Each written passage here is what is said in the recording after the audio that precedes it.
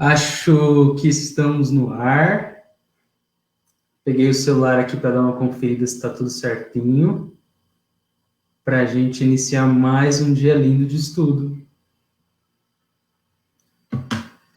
Eu já vi que tem um comentário da Soraya no nosso post, então, muito boa noite, Soraya. Galera aí vai entrando aos poucos. Alexandra Tenório da Silva, muito boa noite, muito obrigado pela presença. Olha só, Adriana. Opa! Oi, Adri. Beleza? Como é que você tá? Dá um tempinho para a galera ir entrando e a gente já vai iniciar. Interajam comigo aí nos comentários, porque às vezes eu não sei muito bem o que falar nessa abertura. Oi, Dri. Boa noite, Dri.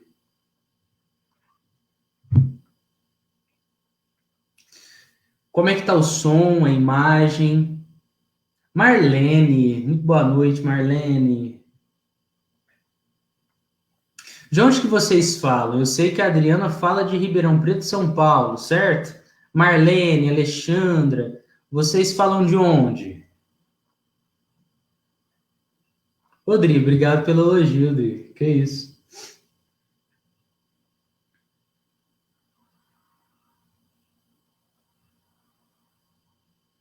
Roberto Leal, muito boa noite, Roberto. Obrigado, Adriana, pelo feedback. Que bom que o som está bom, a imagem. Oi, Dora. Beleza, Dora? Como é que você tá? Boa noite, Soraya Lima. Alexandra fala de Gravatá, Pernambuco. Que interessante. E vocês, outros e outras, de onde vocês falam? Vou esperar apenas mais um minuto e a gente já inicia, tá bom? Paulista, Marlene Salles. Olha só, Roberto de Recife. É muito interessante, né, gente, essas conexões? Muito legal. Eu falo de Londrina, Paraná.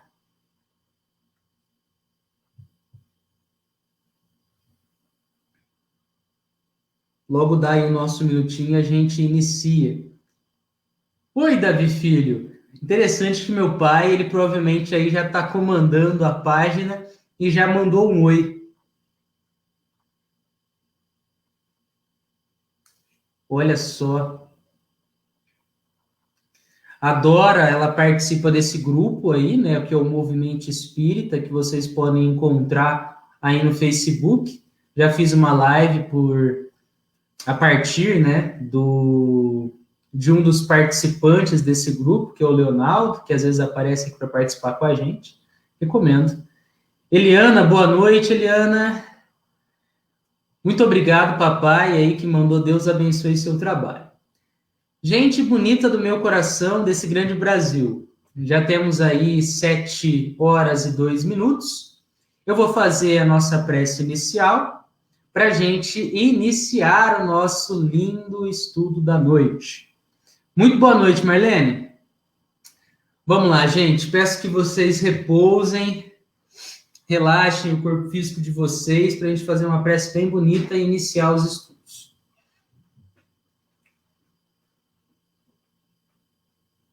Pai de infinita bondade,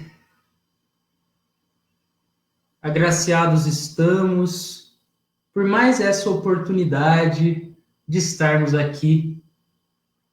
Estejamos nós encarnados ou desencarnados para aprender, mas não só aprender intelectualmente, mas promover a nossa educação moral. Agradecidos somos por todo o trabalho realizado pelo codificador Kardec, que o estudo de hoje irá abordar. Agradecidos somos também pelo nosso irmão maior, Jesus Cristo, que tanto nos ampara e amparou. que tantas mensagens lindas deixou conosco, e tanta beleza promove e promoveu em nós mesmos e na terra. Pai de infinita bondade, que não nos esqueçamos o modelo de ternura, de trabalho e de dedicação de Jesus Cristo. E também todo o trabalho de abnegação e renúncia para que a obra fosse trabalhada por Kardec, o codificador. Sendo assim, mais uma noite bela, abençoada, se inicia. Dessa forma, possamos nos conectar espiritualmente nos 4 cantos desse Brasil, em todos os cantos desse planeta, cultivando a luz como uma flor de amor. Que assim seja. Bora, bora, galera, bora, bora. Cláudia Alencar, boa noite a todos. Verinha, Vera Lúcia, muito boa noite.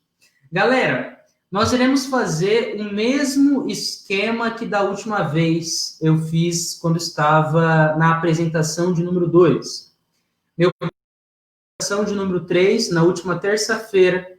Recomendo que a galera que não tenha visto, assista, ok? Anote os pensamentos, as reflexões, para a gente ter um estudo continuado, ok? Caso você não tenha visto, você não precisa sair dessa live agora e falar, nossa, não assisti, então não vou conseguir acompanhar. Não. Mas eu recomendo que você, quando tiver um tempinho, assista de forma continuada as lives que nós estamos fazendo, como se fosse uma série mesmo, estilo Netflix. Beleza? Hoje o nosso estudo está muito da hora, estou muito animado para passar as coisas aqui para vocês. E eu vou fazer, como eu disse, aquele esquema de apresentação de slides. Então, eu não vou ficar vendo a tela, porque eu vou ficar vendo os slides. Por isso, se vocês ficarem me vendo várias vezes olhando para baixo, é porque eu estou olhando aqui para o celular. O celular ele vai funcionar para mim como um leitor, para que eu consiga acompanhar os seus comentários, ok? Então, vocês fiquem à vontade, podem interagir comigo. Eu não consigo, provavelmente, interagir com todos os comentários, até porque pode ser um volume alto e pode não estar, às vezes, casando com o momento da apresentação, mas eu vou fazer o possível para interagir com vocês, tá bom? Então, fiquem à vontade. Vamos lá fazer o esquema de apresentação da tela. Antes, eu vou falar uma boa noite para a Betânia. Tudo certo, Betânia? Muito bom estar com você aqui mais um dia. Vamos lá. Vamos compartilhar a tela.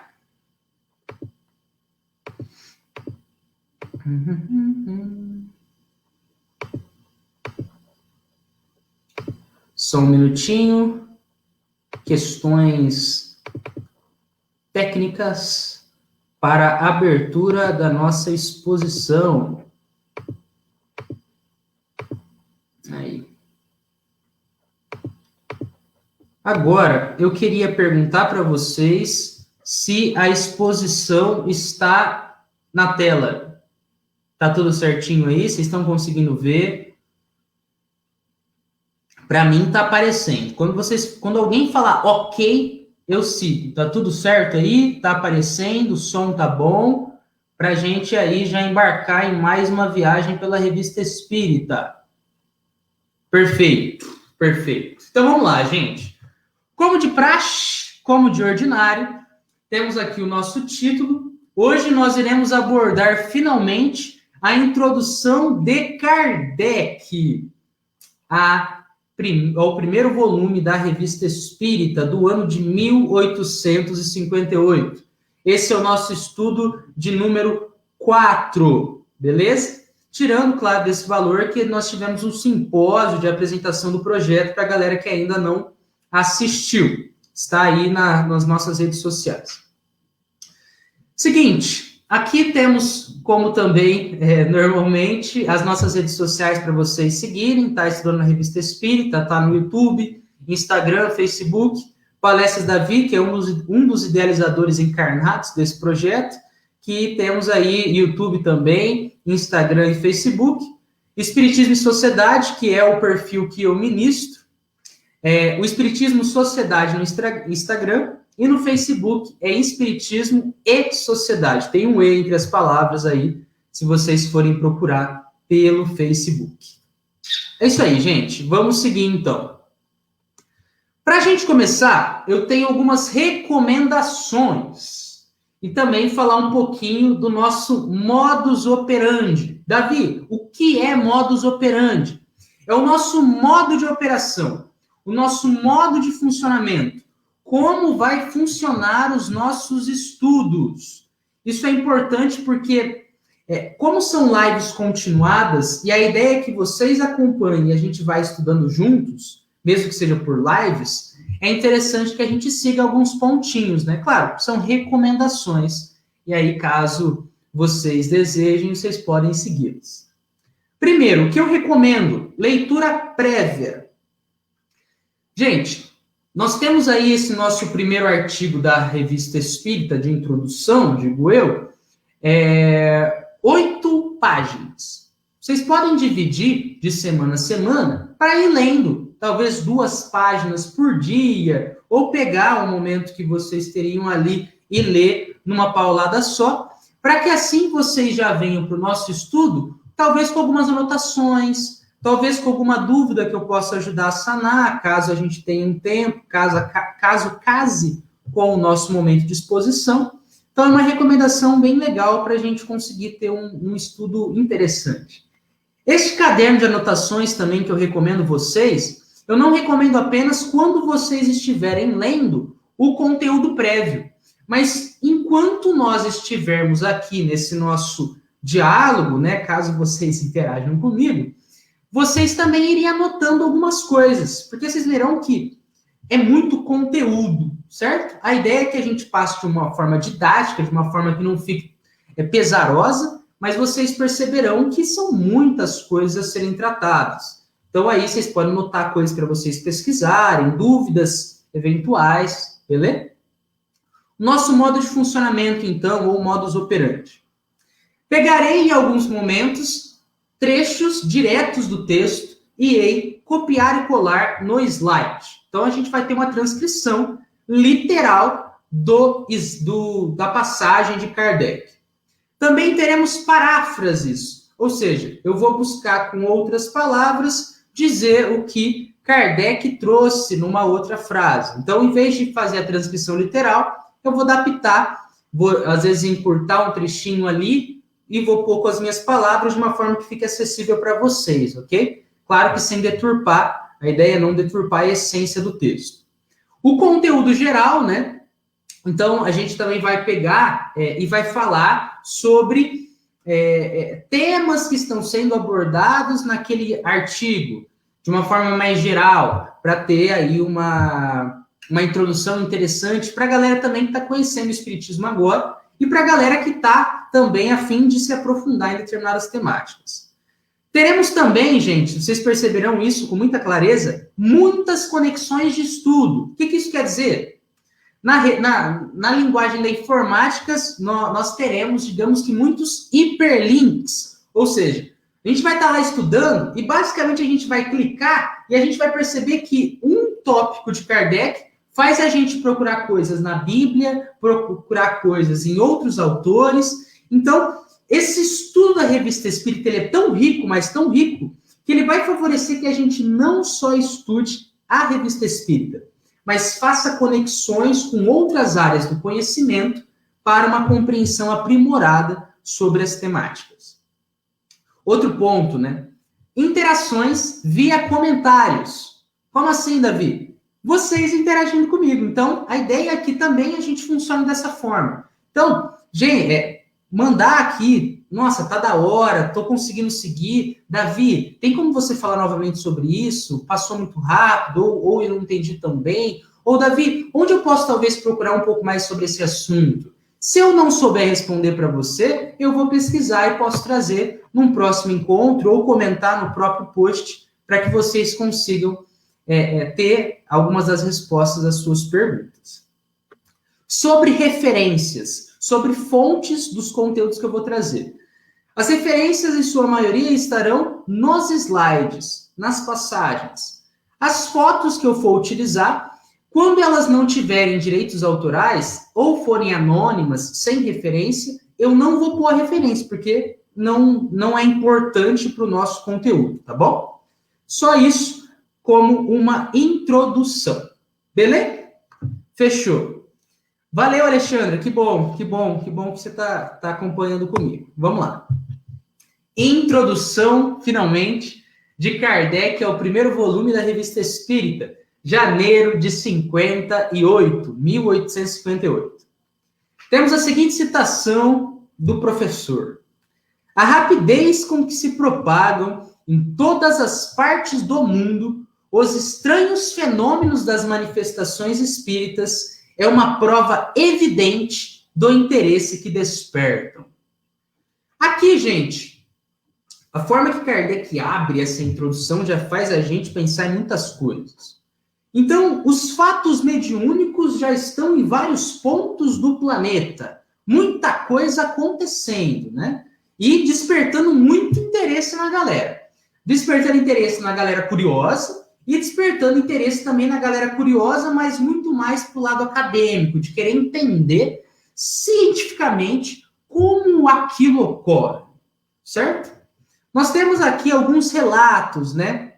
Eu peguei um livro que chama A História do Espiritismo, do Arthur Conan Doyle.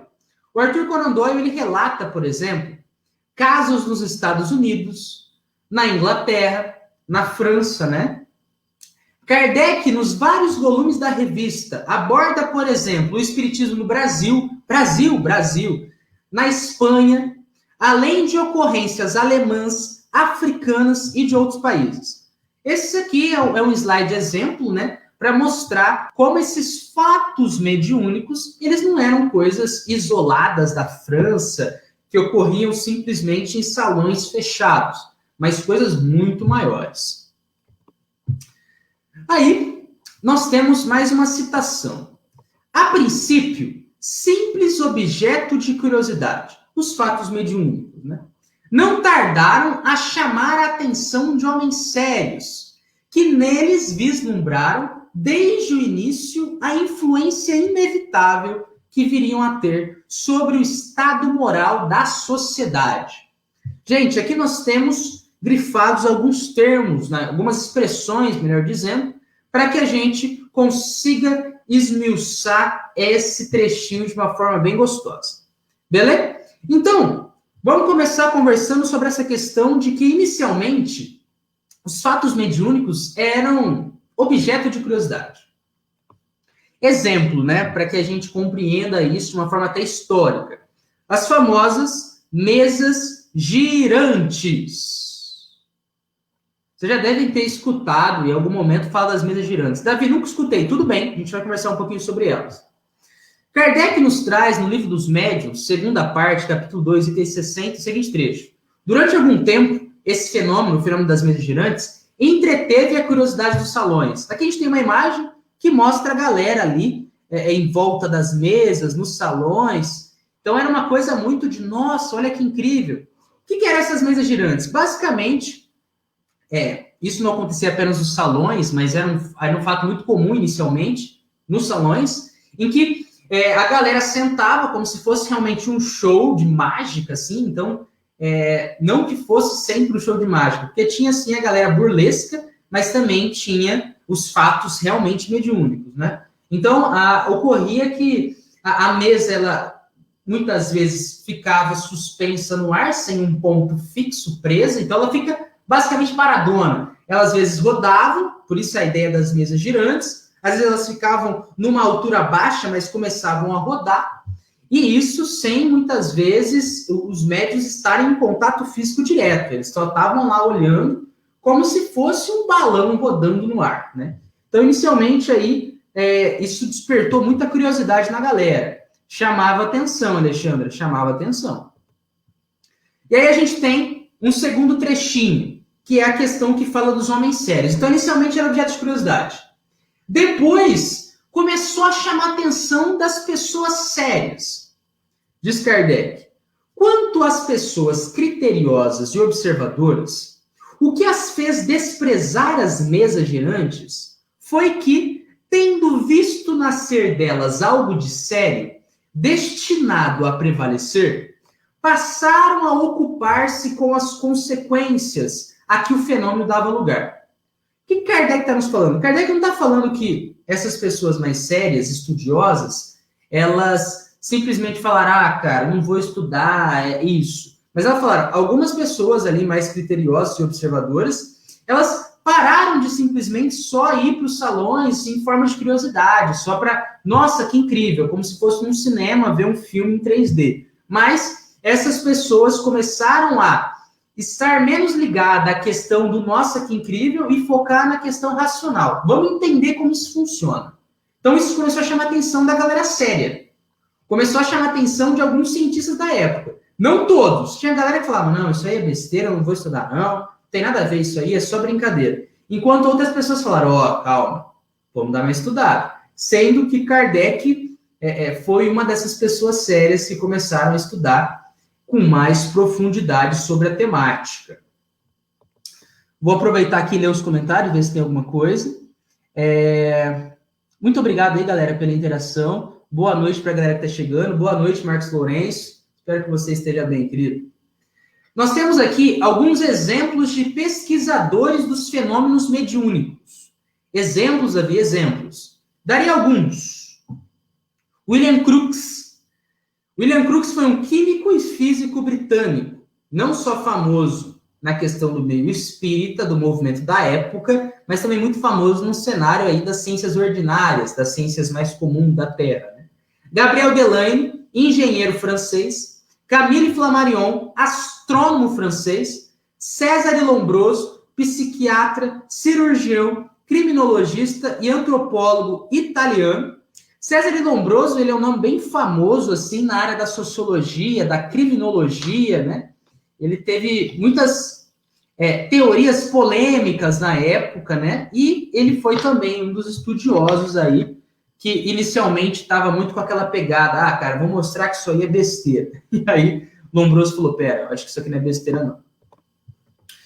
Temos também Alexander Aksakov, diplomata, filósofo e jornalista russo. E também temos um cara aí, Hippolyte Léon Denisard Rivaio. Quem é esse brother? Allan Kardec. O nome de nascença de Allan Kardec, antes de assinar como Allan Kardec. E quais eram as formações acadêmicas de Allan Kardec, né? Do Léon Denisard Rivaio? Bacharel em Letras e Ciências, doutor em Medicina, linguista e poliglota. O cara conhecia e falava, conseguia se exprimir bem em alemão, inglês, italiano, espanhol e holandês. Gente, aqui temos alguns exemplos de que a galera que começou a estudar não eram simplesmente galeras oba-oba, né?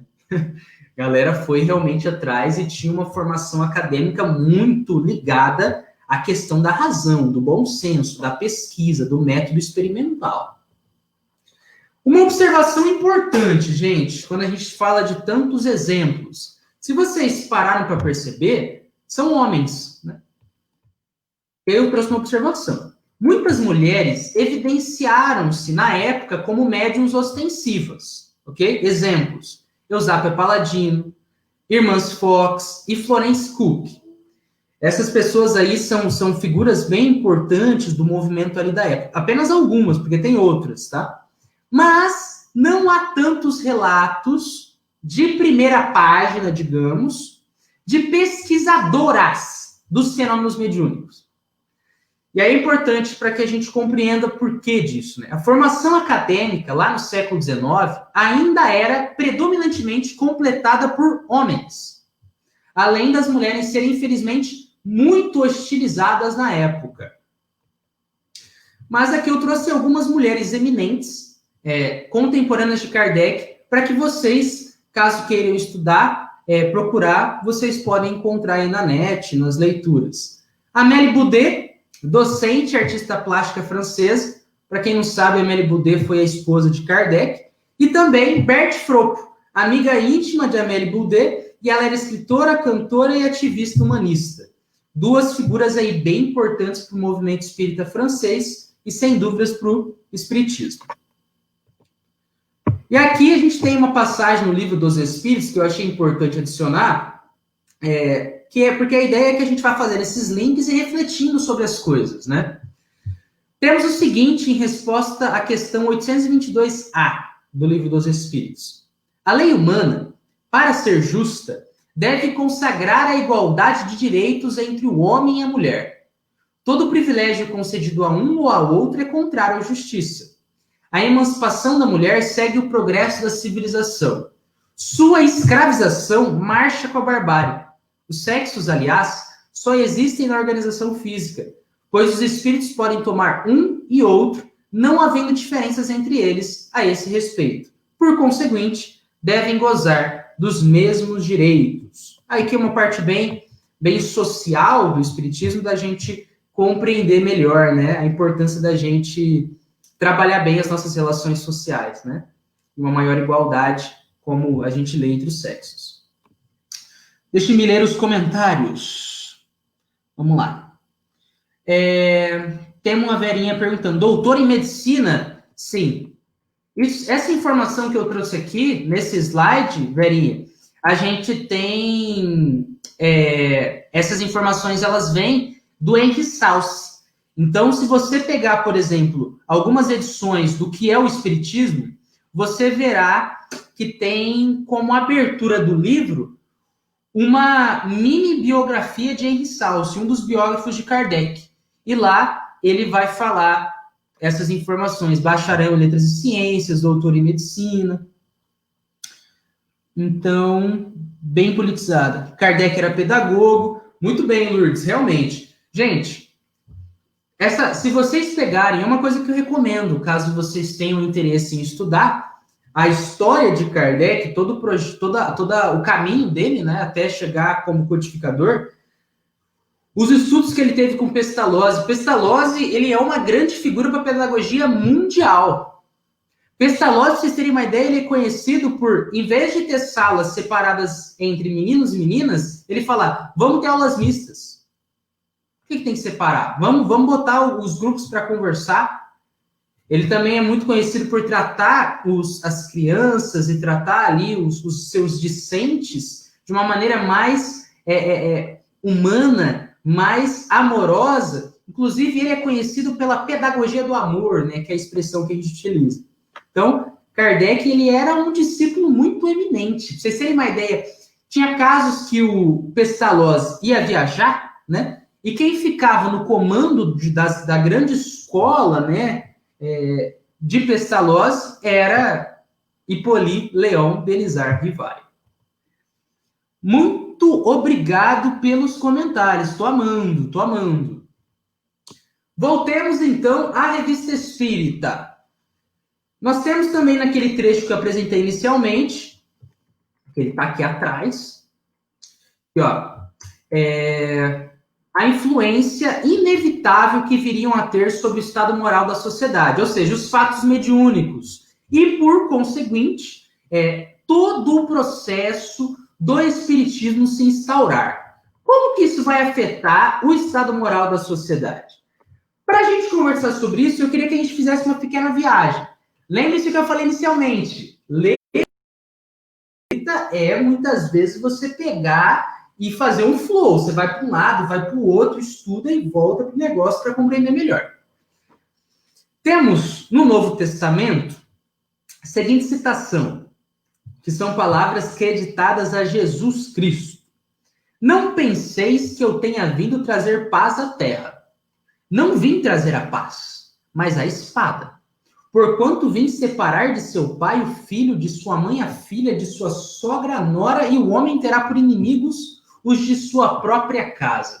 Nossa, Davi, isso veio de Jesus? Jesus todo belicoso, todo de guerra. Calma. compreensão que a gente tem. Evangelho segundo o Espiritismo, Kardec vai abordar quando ele vai falar sobre a moral estranha. Porque tem várias citações que a gente não compreende muito bem. Várias, né? Inclusive essas que parecem que não seriam ditas por Jesus. Kardec nos traz: essas palavras de Jesus devem, pois, entender-se com referência às cóleras que a sua doutrina provocaria, e não como decorrentes de um desígnio premeditado de sua parte, de semear a desordem e a confusão. Ou seja, quando Jesus vai e nos fala aquilo, né, que é, na verdade, apresentado daquela forma, não necessariamente ele falou daquela forma, né? Porque Mateus, como os outros evangelistas, eles funcionam como jornalistas que vão buscar escrever, passar para o papel que Jesus está falando, né? A gente tem que Jesus ele não estava falando lá, gente, vocês vão ter que guerrear, e vocês vão ter que morrer, e vai ter que ter sangue para todo lado. Não era essa a ideia que Jesus estava apresentando para a galera. Mas ele estava apresentando que, gente, quando tudo isso que eu estou apresentando para vocês, vai ter muita gente que não vai concordar. E vai ter muita gente que vai combater isso. E combatendo isso vai gerar muitas vezes sangue, guerra, rupturas familiares. E aí Kardec continua nos favorecendo essa compreensão. O mal viria dos homens e não dele. Não viria de Jesus. Espírito perfeito não viria de Jesus. O mal viria da gente, ainda tão imperfeito. Que era Jesus, né? Que era como médico que se apresenta para curar, mas cujos remédios provocam uma crise salutar, atacando os maus humores dos doentes. Como assim, Davi? Dá um exemplo para eu compreender melhor, que eu acho que está ficando complicado. Calma. Uma coisa que a gente vê muito, Davi, quando eu era menor, eu tive um momento, meu pai ou minha mãe, se estiverem aí, podem comprovar isso, que eu tive que arrancar vários dentes da minha boca. Nossa, Davi, sério, sério. E assim, vocês acham que eu estava muito feliz em arrancar dentes? Eu precisava arrancar os dentes. Eu precisava ter uma mudança. Mas, gente, quando eu via aquele negócio para arrancar o meu dente, não era a coisa mais da hora. Né? Ver até a questão da agulha, para mim, quando eu era mais novo, era bem problemático. Da mesma forma que eu, quando olho o alicate e afasto com a mão o alicate, uma coisa que ocorre ainda, e ocorria no tempo de Jesus, apresentava-se a cura, apresentava-se o que era necessário para a salvação, no sentido de livrar-nos do mal, livrar-nos da tentação, mas era como o alicate. Tinha muita gente que ficava lutando contra o que era necessário. E aí causava guerra, e aí causava morte, e aí causava imolação, e aí causava rupturas familiares. E por que eu estou fazendo tudo isso, fazendo essa viagem com o Novo Testamento? Porque o Espiritismo, ele também entra nesse mesmo cenário. Ele vem, apresenta um conteúdo extremamente racional, extremamente moral, para unir as pessoas, para transformar o mundo em um local melhor, para transformar as pessoas em um local melhor, mas a gente ainda tem essa postura de querer afastar o alicate, de querer afastar o que vai nos provocar uma melhor saúde. Ou seja, a gente busca muitas vezes afastar a nossa transformação. Então, os fatos mediúnicos e, por consequência, todo o desenvolvimento do Espiritismo entram também nesse aspecto. Entram também nesse esquentar do caldeirão social que estava a França naquela época, a Europa e o planeta. E isso continua. Isso continua. A gente não é à toa que a gente ainda vê tantas pessoas criticando o Espiritismo sem conhecê-lo. Ou, conhecendo um pouco sobre ele, critica porque sabe que é difícil, sabe que não é fácil mudar. Então, prefere criticar em vez de se alterar. Certo? Beleza? Tudo bem até aqui? Interajam comigo para eu saber se está tudo certinho, tá? Sei que foram vários conteúdos aqui, mas espero que vocês estejam de mão dadas comigo e com a galera aí, beleza? Tomar um gole d'água e esperar que vocês comentem algum rolê para ver se está tudo certo.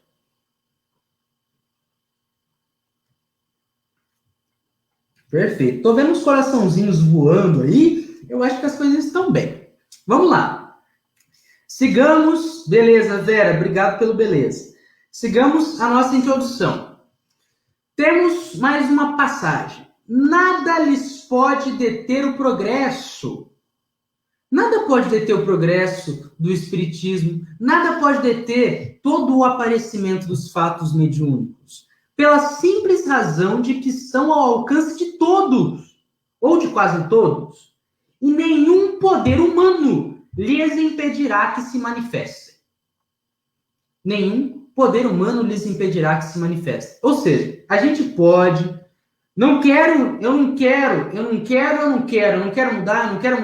mudar, mas uma hora ou outra, a gente vai se cansar de toda essa fuga, a gente vai realmente ter que uma hora, constrangido pelos fatos, constrangido pela mudança social, falar, cara, não dá mais para viver dessa forma, certo? Não dá mais para negar essas verdades espirituais. Nenhum poder humano lhes impedirá que se manifestem.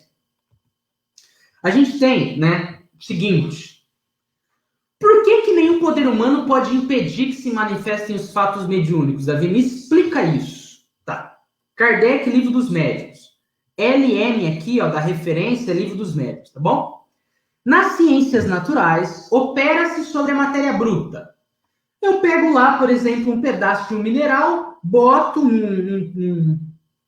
num tablado e analiso aquele pedaço. Consigo pegar ele de um ambiente natural, botar ele na minha mesa de laboratório e analisar. Se manipula à vontade. Eu posso pegar a pedra e analisar. Tendo-se quase sempre a certeza de poderem regular seus efeitos. Certo? Você pode também trabalhar com a eletricidade e, se você souber, utilizando os aparelhos necessários controlar, você consegue causar os efeitos que você gostaria de causar com a eletricidade. Você consegue dar um choque, você consegue isolar, você consegue trabalhar com aquela matéria, regulando os efeitos dela. No espiritismo, na ciência espírita, temos que lidar com inteligências que gozam de liberdade. Gente, vamos pegar um exemplo material mesmo, bem vulgarzão, para a gente perceber isso com muita clareza, Porque, assim, essas inteligências que gostam de liberdade estão ali desencarnadas ou no mundo incorpóreo, se expondo, comunicando, mas a gente pode pensar na gente encarnado.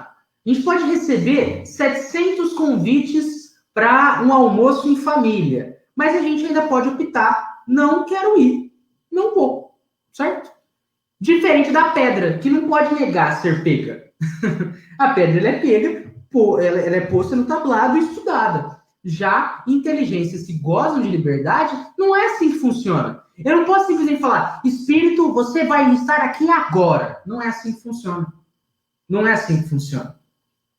Da mesma forma que não basta eu falar assim, você, espírito, vai embora agora. Não é assim que funciona. Não é como uma pedra que eu chuto ou uma pedra que eu pego e ponho na minha mesa de laboratório, certo? O que isso também mostra pra gente é que, embora o espiritismo seja uma ciência, é uma ciência diferente das ciências ordinárias, das ciências comuns, beleza? Deixe-me ver aqui comentários. O alicate representa os desafios que precisamos enfrentar intimamente para a mudança, e isso dói ou não é fácil. Muito bom, Alexandra. Pegou bem a referência. Papai comentou também, tá muito bom, Davi Filho. Valeu, papai. Só um instrumento mesmo. Davi, parabéns pelo conteúdo, valeu. Muito boa noite para a galera que está entrando. Várias belezinhas aí nos comentários. Vamos seguindo, gente. Agora, importante falar, a gente vai, pouco a pouco, se inserindo numa parte muito mais técnica desse estudo de hoje. Como assim, Davi? Vocês vão ver que eu vou falar algumas coisas bem técnicas, mas que são muito interessantes, porque, com certeza, assim, eu pelo menos acredito que com certeza, isso vai favorecer em vocês, como favoreceu em mim, uma seriedade ainda maior pela doutrina espírita, e uma maior seriedade da doutrina espírita aos nossos olhos. Porque, gente, todo o percurso que Kardec desempenhou para trazer, organizar o espiritismo, melhor dizendo, vocês vão perceber que o negócio é sério mesmo. E não é à toa que é chamada de ciência espírita. Mais uma citação, galera. O espiritismo é, pois, resultado da observação. Numa palavra, uma ciência. A ciência das relações entre os mundos visível e invisível. Kardec observou. Kardec sentava, olhava, analisava o conjunto, via se não tinha nada ali para zoar a observação. Se não tinha nada ali que era para mistificar, que não estava ali para ser um objeto de charlatanismo. Então ele vai lá, né, e nos diz também. É uma ciência ainda imperfeita, mas que diariamente se completa por novos estudos. Vale lembrar, Kardec está ali em 1858. O que tinha sido lançado era o Livro dos Espíritos. Então aqui a gente tem todo um processo, de certa forma, embora seja após o Livro dos Espíritos, de desenvolvimento das obras básicas. Não é à toa que a gente tem aí, como meu pai próprio disse no estudo passado, que a gente vai perceber ligações constantes entre o estudo da Revista Espírita e entre o que a gente lê nas obras básicas, certo? Que é o que o nosso tradutor, né, o tradutor da FEB traz, que é um grande laboratório de Kardec, tudo isso. Então, a gente vai ver trechos retirados na íntegra da Revista Espírita e adicionados nas obras básicas, ou trechos ali recortados, adaptados, postos nas obras, mostrando para a gente como estudar a Revista Espírita é muito importante. E aí, continuemos. Diz Kardec, tem de certeza, né, que o Espiritismo tomará posição ao lado das ciências positivas. O que é positivo, Davi? Como assim? Digo positivas porque toda ciência que repousa sobre fatos é uma ciência positiva, e não puramente especulativa. Gente, isso aqui é extremamente importante para a compreensão do Espiritismo. É extremamente importante, porque a gente percebe que Kardec, ele não estava ali, né, não foi Kardec que chegou e começou a pensar, né? É porque tem espíritos, e porque isso aqui é um perispírito, isso aqui é porque existe a lei de amor, justiça, caridade, isso é porque existe a lei de justiça. Não. Claro, Kardec ele tinha ideias, tinha pensamentos do que poderia ser. Mas ele era, muitas vezes ali no início das suas pesquisas, desbancado na sua visão. Porque a ideia não era que ele escrevesse sobre o que ele achava, mas que ele, funcionando de certa forma como um jornalista imparcial dos espíritos, pusesse, codificasse, organizasse a doutrina. Então não veio Kardec e começou a elencar a teoria lá no início de tudo, mas exatamente foi passando as mensagens médium a médium, e ele foi organizando. A gente vai abordar isso com uma maior profundidade daqui para frente, tá bom? Mas isso aqui é só para dar uma introdução a essa questão de ciência e espiritismo. Inclusive, essa passagem que eu trouxe aqui, gente, não sei se vocês viram a referência, mas ela é da Revista Espírita, mas é de novembro de 64, tá bom? Então aqui eu estou falando isso, mas Kardec vai apresentar isso em 64. E o título do artigo é O Espiritismo é uma Ciência Positiva. Deixa eu ver aqui se tem alguma coisa, algum comentário de vocês. Tem os boa noites. Betânia falando que está excelente, muito coerente e compreensível a exposição. Obrigado, Betânia, pelo retorno, tá bom? Eu acho que é muito importante isso, então me deem feedback, porque a ideia é que vocês realmente estejam compreendendo. Eu não quero só falar o conteúdo. E valeu, vamos lá. Introdução, como voltemos. Diz Kardec, ele faz um paralelo. Ele faz um versus, né? Como se fosse Iron Man, né? Homem de Ferro versus Capitão América em um filme da Marvel, né? Guerra Civil. Assim. Ele faz uma diferença. Ele fala, gente, a gente tem interesse particular, a gente tem os nossos interesses, e existe um interesse maior, divino, superior. O nosso interesse particular, ele é capaz de barrar os fatos mediúnicos que precisam vir para esclarecer a galera? Nosso interesse particular? Somos seres da criação e queremos muitas vezes ditar por nós mesmos as verdades universais, sem que haja exatamente essa postura que Kardec nos ensina de pesquisador, de buscar, de compreender que eu posso ter a minha opinião, mas a minha opinião, ela não desmente que haja uma verdade universal, uma verdade maior do que a minha ideia de espírito imperfeito, que ainda tem muito a aprender e desenvolver, certo? O problema não é a opinião, mas é essa postura da pesquisa, da procura, e se isso está de acordo com a moral ou não. E aqui eu queria fazer uma brincadeirinha com vocês, né? A gente tem nessa foto, essa foto ela vou ler aqui com vocês, né? Essa foto, ela chama Pálido Ponto Azul. Ela foi feita há 30 anos atrás, pela sonda Voyager 1, o Voyager 1, a uma distância de cerca de 6 bilhões de quilômetros da Terra. 6 bilhões de quilômetros da Terra. Ela mostra nosso planeta como um ponto azul, brilhante na vastidão do espaço, preso dentro de um raio de luz solar. Olha a grandiosidade, gente.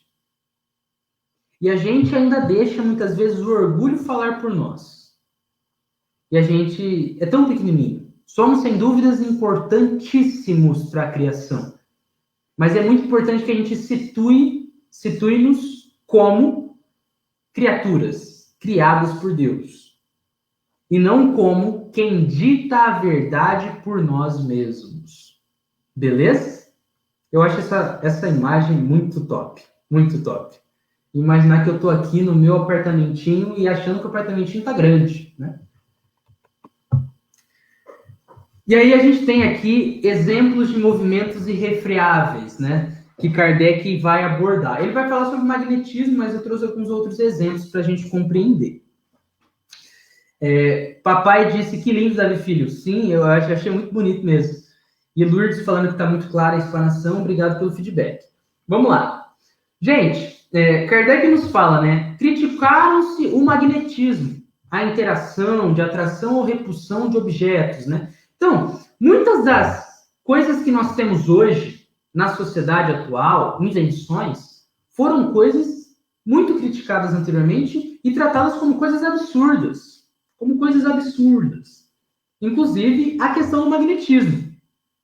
Essa ideia de que existe uma explicação científica para um ímã atrair uma coisa ou ser de forma repugnante, de forma a jogar longe outras coisas. Então, essa interação entre os corpos materiais, era uma coisa que anteriormente era vista muito de forma não científica. E quando começaram a aparecer as explicações científicas, eram coisas tratadas como absurdas. Mas depois a gente tem aí os grandes ramos da física estudando o magnetismo.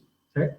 A gente também tem uma coisa que era muito forte nessa época, porque assim, quando Kardec fala sobre magnetismo na Revista Espírita, ele não especifica que tipo de magnetismo ele está falando, tá? Por isso que eu trouxe o Mesmer também e trouxe essa questão de interação e atração e repulsão.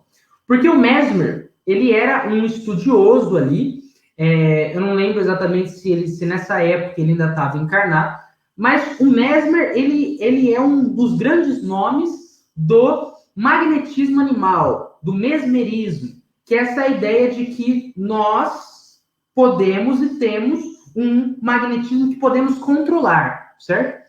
E Kardec era um estudante de Mesmer, certo? Então, nessa época, embora houvesse muitas críticas, o próprio Kardec cita, a gente pega aí, por exemplo, o Livro dos Médiuns, essa questão do magnetismo animal, de que a gente, como uma faculdade anímica nossa, podemos controlar as coisas. Podemos, por exemplo, transformar os nossos polos. Davi, que coisa complicada. Esse parte é um pouco mais complicado. Para vocês perceberem também a pegada científica, estudiosa e séria de Kardec, que ia e pesquisava. Conhecia coisa que eu, século XXI, tenho dificuldade de explicar. E o cara estava no século XIX falando sobre isso. Tá bom? E aí, se vocês quiserem procurar um pouco mais sobre isso, vocês podem procurar o Mesmer, magnetismo animal, e também procurar um pouco mais sobre magnetismo física. E aí vocês vão ter explicações mais profundas e científicas sobre o que seria isso. Beleza?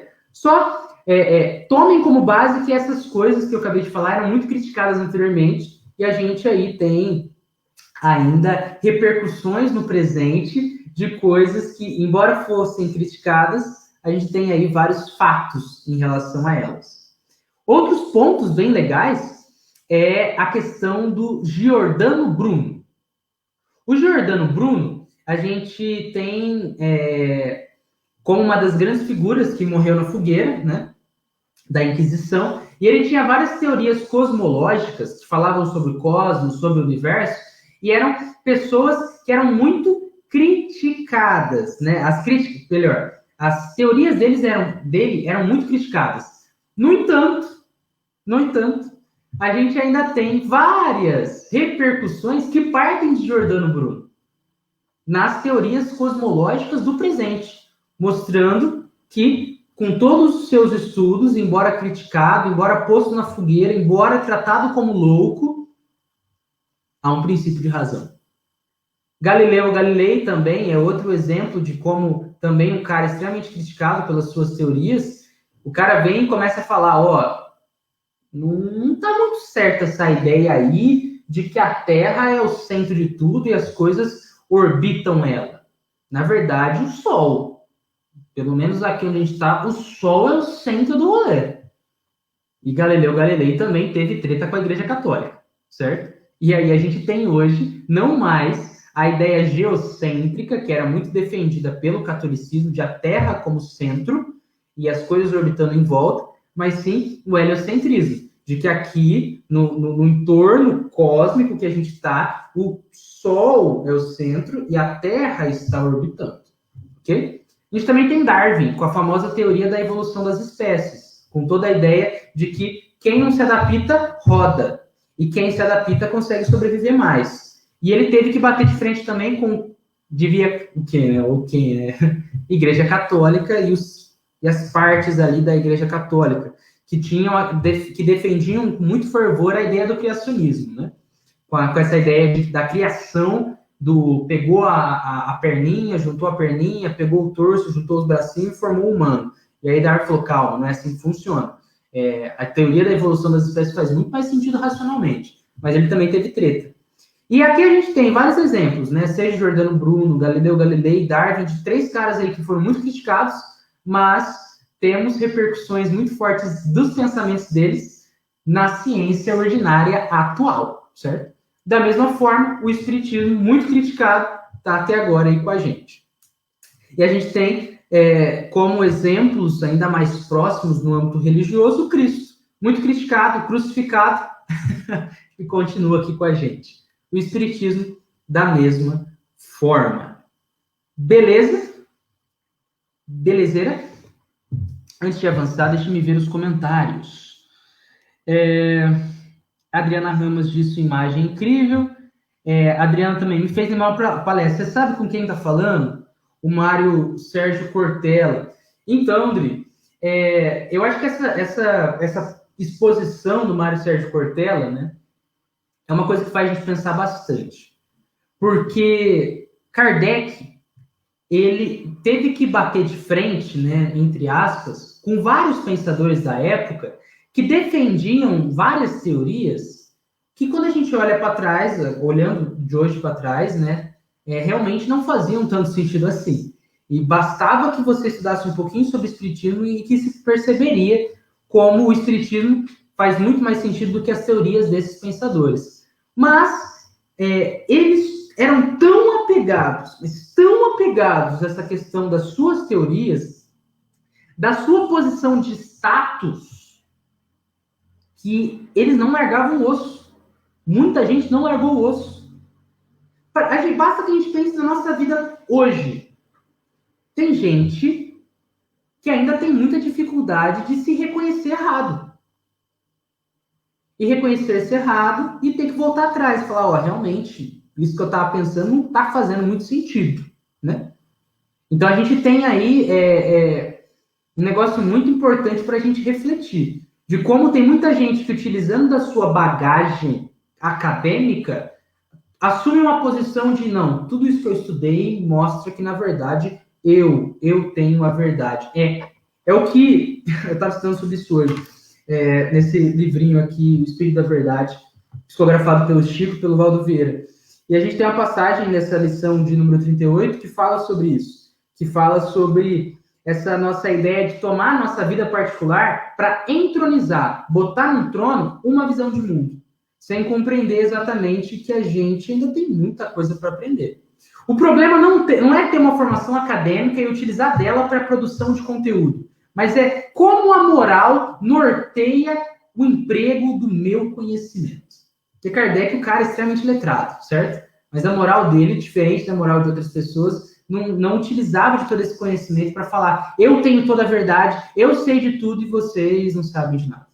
Diferente de outras pessoas da época que tomavam essa posição conservadora, né? E é isso aí, gente.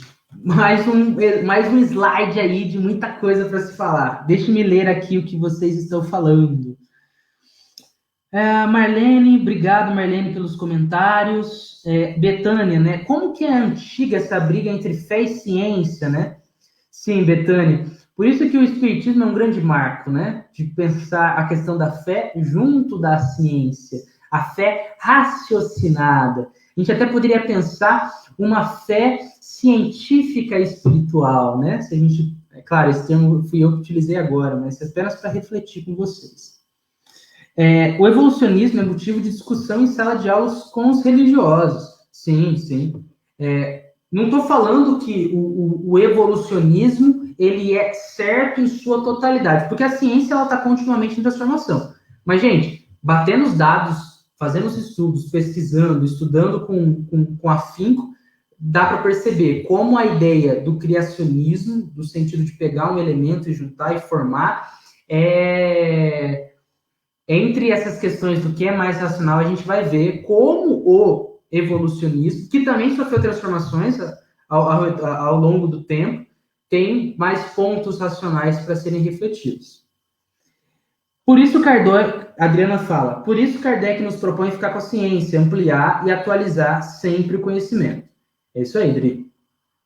Roberto Leal, fé e ciência estão se aliando. Perfeito, Roberto, perfeito.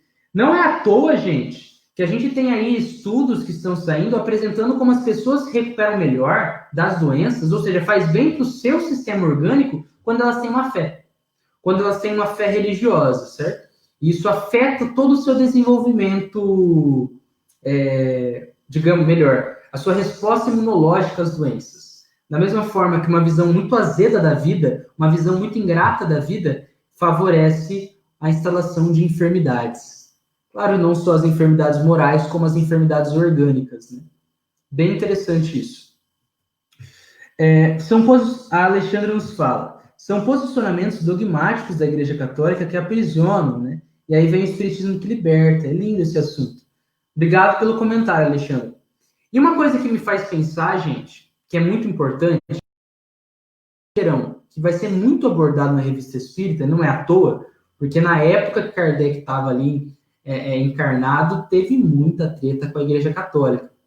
É importante que a gente não crucifique, não ponha na fogueira a Igreja Católica. É muito importante que a gente também tenha essa visão de que as pessoas, porque as instituições são formadas por pessoas, as pessoas mudam. E é possível que não seja a nossa primeira encarnação aqui na Terra. Quem sabe as nossas outras encarnações a gente também já não nasceu num seio católico. Quem sabe a gente já não tomou uma posição mais dogmática, uma posição aí de alguma figura da Igreja Católica. Então, é importante que a gente saiba, sim, tecer essa reflexão criteriosa, mas compreender também como as pessoas mudam, como as instituições mudam, sabendo discernir, como Cristo diria, o joio do trigo. Beleza? Perfeito, gente. Muito obrigado. Eu tô amando. Espero que vocês também. Vamos lá. Voltemos à introdução. Kardec nos traz o seguinte. Sonambulismo versus manifestações espíritas. Ele fala assim, o sonambulismo, ele funciona, melhor, as manifestações espíritas, elas funcionam muito à semelhança do sonambulismo. Como assim? Você pode não ver um sonâmbulo na via pública, certo? Andando lá com o sonambulismo, né? Estando sonâmbulo. Não sei se tem alguém nos comentários que poderia dizer, nossa, eu tenho, às vezes, algumas fases de sonambulismo, mas você não precisa ver as coisas acontecendo na rua. Mas isso não indica que não aconteça no privado. Nem todo sonâmbulo sai de casa e começa a andar pelas ruas, sai dirigindo. Não. Muitos sonâmbulos têm as ocorrências ali dentro. Então, você pode não ver na rua, ocorrendo a torta direita na rua. Mas essas manifestações mediúnicas, elas acontecem dentro das casas. Muitas vezes não sendo entendidas como tais, mas ocorrem. Certo? Perfeito. Mais uma vez, Kardec lança a braba. Insistimos. Quando uma força está na natureza, pode-se detê-la por um instante, porém jamais aniquilá-la. Exemplo. Eu posso deter o tempo em que eu vou partir? Sim, a depender das minhas atitudes, a depender da conduta que eu tenho em vida, eu posso sim alterar o meu tempo de vida aqui na Terra. Seja seja reduzindo, né, isso, seja talvez aí trabalhando numa ampliação desse meu processo de estar aqui, ok? Mas, uma hora ou outra eu vou ter que partir. Uma hora ou outra eu vou ter que voltar para o plano espiritual. E isso é uma coisa natural, da mesma forma que os espíritos são parte natural da criação. Outra coisa, envelhecimento da pele. Gente, hoje a gente tem, né, na sociedade atual, uma pegada muito de eu preciso cuidar da minha pele no sentido estético, certo? Eu posso utilizar de diferentes intervenções, sejam elas cirúrgicas, sejam elas medicamentosas, para barrar o envelhecimento da minha pele. Mas uma hora ou outra ela vai envelhecer. E isso faz parte, isso é natural. Certo? Da mesma forma que a expressão dos espíritos, sejam eles encarnados ou desencarnados, são também manifestações naturais. São parte da sistemática do universo criada por Deus. Criada por Deus. Beleza? Estão comigo? Fenômenos naturais, né? Só retomando essa ideia de como assim os fenômenos espíritas, né, ou fenômenos mediúnicos são fenômenos naturais. Como os fenômenos espíritas são naturais, eles partem da sistemática do universo criada por Deus, não é algo humano, há leis, e é importante estudá-las. A gente tem pela ciência ordinária as várias leis, né? Lei da gravidade, lei da inércia, tem diferentes leis, certo? Dentro da ciência, aí, seja qual for a parte, seja uma lei da química, seja uma lei da física, várias leis. Porque partem do estudo de coisas naturais. E quando a gente pensa também nos fenômenos espíritas, que são fatos naturais, há também, por consequência, leis que regem esses fenômenos. Não é só, agora eu quero ter contato com o espírito, eu estalo meu dedo e ocorre. Calma, tem várias coisas envolvidas nesse processo. Gente, uma coisa que aí a gente está fazendo, eu, meu pai e uma galera, até uma galera que está presente no grupo, a gente está fazendo um estudo do livro dos médiuns, a gente está bem avançado até. E para vocês terem uma ideia, é muito profundo. É muito profundo. Como que ocorrem os fenômenos? A compreensão das leis que regem as manifestações mediúnicas. O que mostra para a gente que não é simplesmente uma questão de estalar o dedo e ocorrer. São fenômenos naturais, regidos por leis que precisam ser respeitadas. Não tem como eu simplesmente falar, não, agora eu vou estalar meu dedo e vai acontecer. Há leis, beleza? E Kardec vai trabalhar muito bem essas questões das leis junto com os espíritos superiores. Voltemos à Revista Espírita, introdução. Se o espiritismo for um erro, uma ilusão, o tempo fará justiça. Se, porém, for verdadeira, a verdade é como o vapor.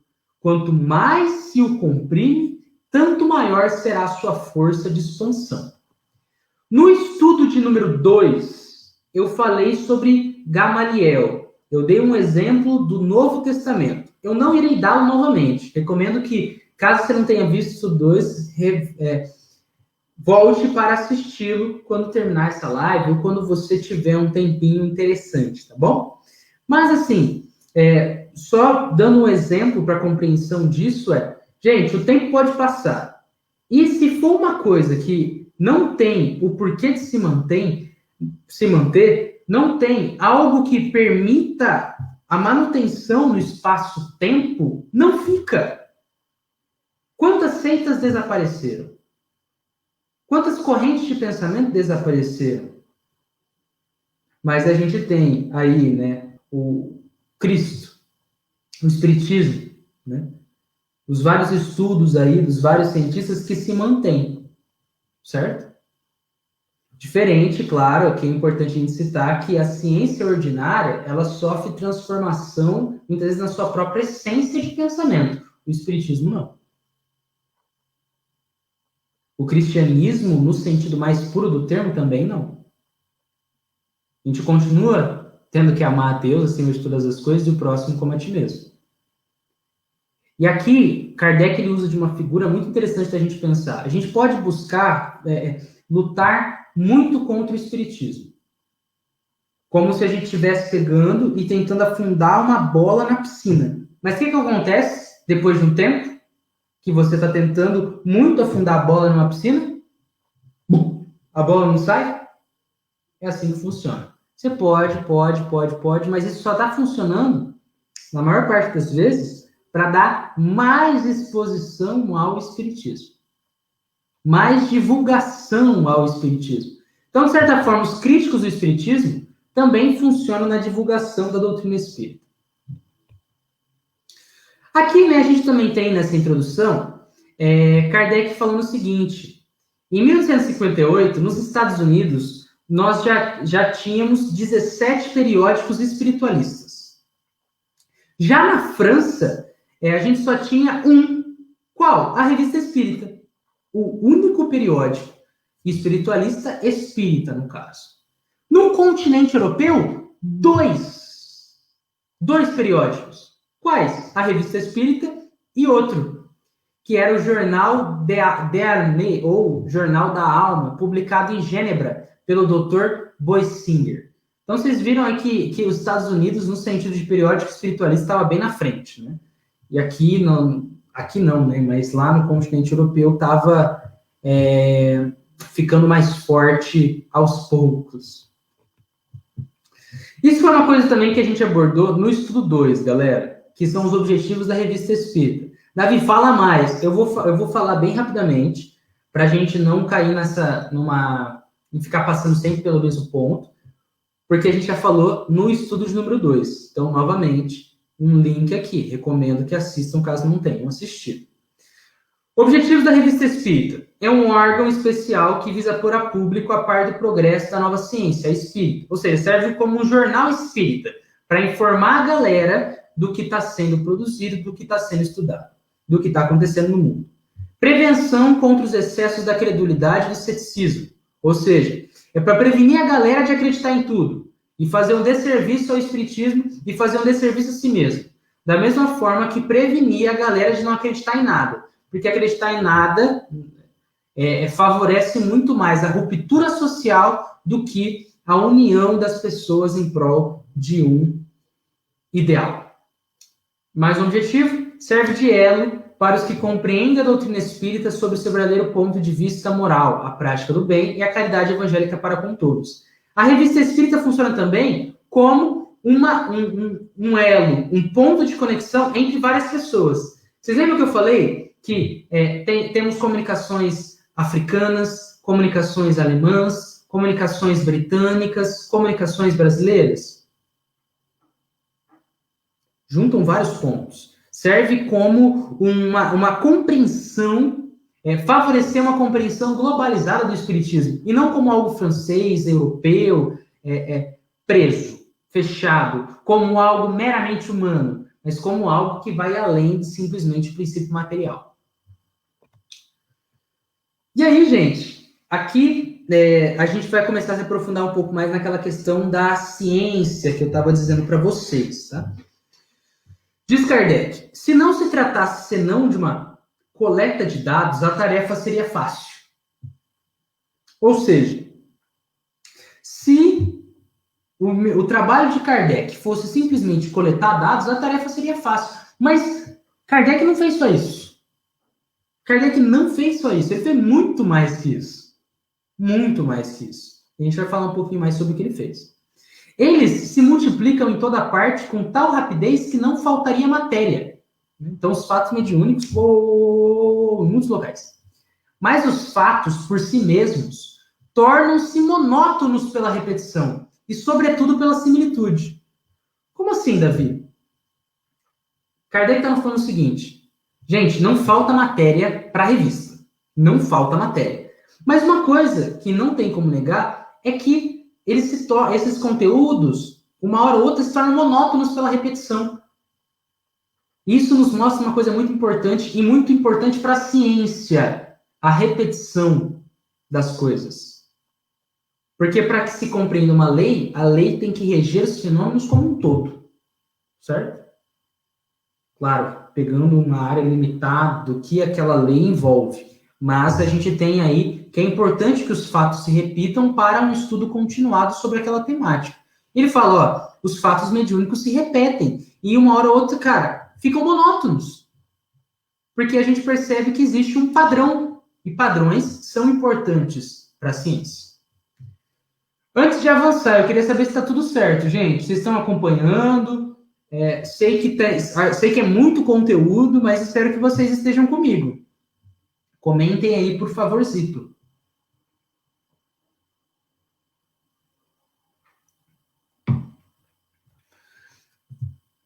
Viu uma curtidinha. Tá ótimo. Obrigado, Martinha. Seguindo o baile, a gente tem aqui, a partir desse trecho, o grande trabalho do codificador. Porque Kardec, ele não só... Aí, ó, perfeito, sim. Obrigado pelos comentários. Kardec, então, ele não só coletou dados, mas ele teve que coordenar aqueles dados, ele teve que saber onde pôr, ele teve que cruzar os dados, ele teve que ver se eles faziam sentido, se eles formavam um todo unitário ou se eles se contradiziam. Então, a gente também tem mais um ponto importante de ciência, a coleta e a análise a partir da repetição dos fatos, que foi o que eu acabei de falar para vocês. Kardec fala sobre o espiritismo o seguinte, eu achei linda essa frase. É uma doutrina sublime, que mostra ao homem o caminho do dever, abrindo o mais vasto campo até então jamais apresentado à observação filosófica. O Espiritismo mostra o caminho do dever, do que a gente tem que fazer, do que a gente tem que cumprir, para a nossa felicidade, para a felicidade das pessoas ao nosso redor, né? Favorecendo essa felicidade. E aqui a gente tem, né? Botei uma imagenzinha legal que eu achei bonita. E eu queria trazer, gente, só como uma observação rápida. A gente não pode esquecer que o espiritismo, ele é teórico-prático.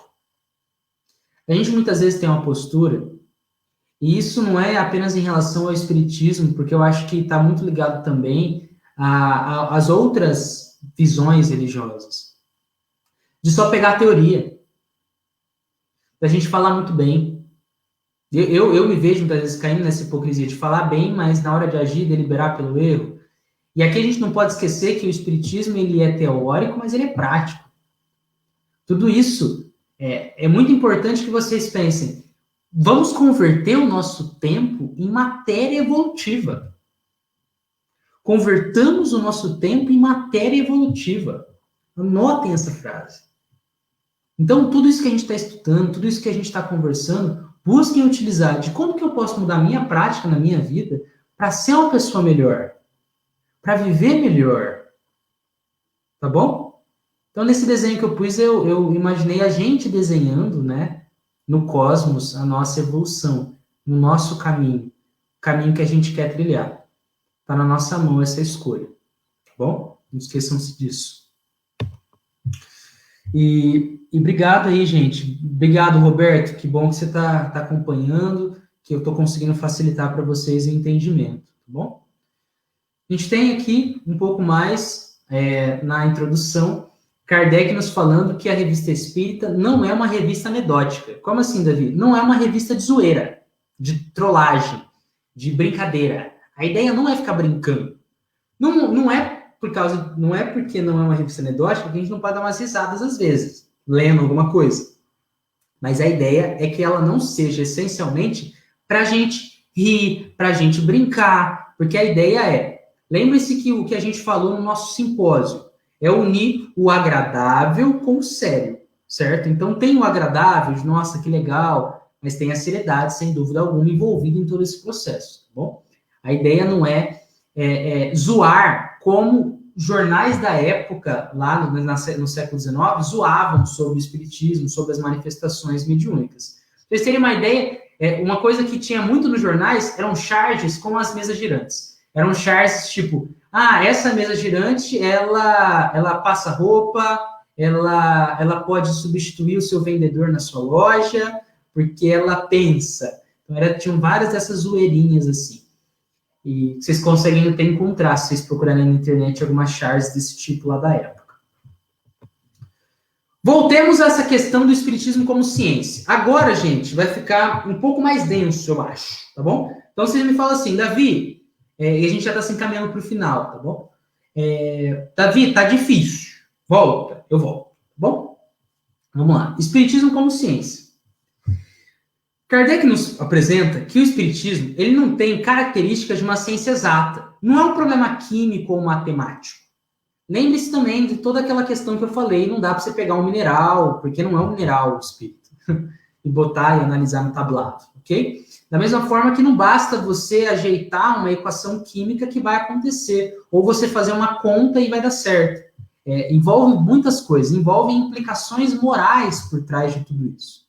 Por isso que Kardec vem apresentar que o espiritismo é uma ciência filosófica, que vai pensar na moral e nas suas implicações a partir da observação e do trato experimental.